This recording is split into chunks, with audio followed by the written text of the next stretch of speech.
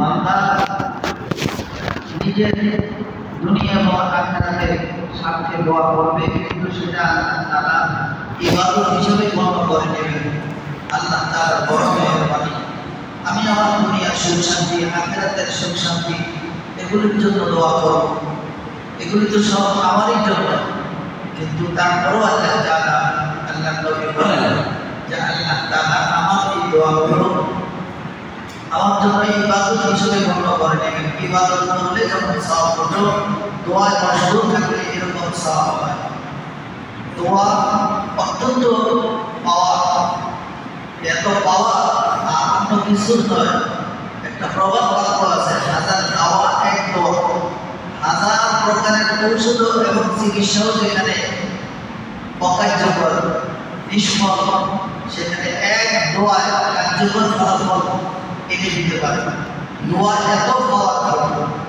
অন্য হাদিসের মধ্যে আছে, জনাবে রাসূলুল্লাহ সাল্লাল্লাহু আলাইহি ওয়াসাল্লাম ফরমান, তোমার উপরে যে বিপদ আসছে, এই বিপদ দূর করার জন্য যেমন দোয়া কার্যকর, তেমনি ভাবে যে বিপদ এখনো তোমার উপরে আসে নাই, আসবে ভবিষ্যতে, ওই দোয়া তোমার উপরে না আসার ব্যাপারে দোয়া অত্যন্ত কার্যকর জিনিস।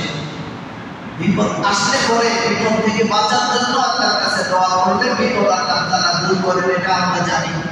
কিন্তু যে বিপদ এখনো আমার কাছে আসে নাই, অপেক্ষমান, ওই বিপদ আমার আপনার কাছে না আসার জন্য আল্লাহ তাআলা, আল্লাহর নবী বলেছেন, দোয়ার মাধ্যমে ওই বিপদ থেকেও বান্দা আত্মরক্ষায় থাকতে পারে, আত্মরক্ষা, নিজেকে আত্মরক্ষা করতে পারে।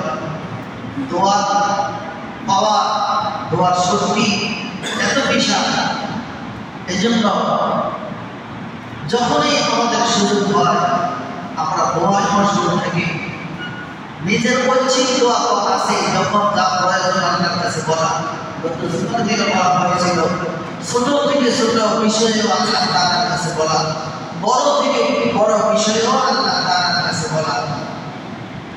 ছোট থেকে ছোট বিষয় এটাকে অবহেলা করে, এটা আল্লাহর কাছে না চায় কোনো মানুষের কাছে চাওয়া, এটাও অনুচিত। তেমনি ভাবে যত বড়ই হোক, আল্লাহ থেকে বড় আর কোনো কিছুই নয়। যত বড় বিষয়ের বস্তুই হোক না কেন, আল্লাহর সাধ্য এবং শক্তির বাহিরে এমন কোনো বিষয় এবং বস্তু নাই। অতএব বিষয়টা যত বড়ই হোক, আল্লাহ তাআলার কাছে বলা, আল্লাহ তাআলা বান্দার জন্য সেই বড় বিষয় এবং বস্তুটাও আল্লাহ তাআলা সহজ করে দিতে পারেন।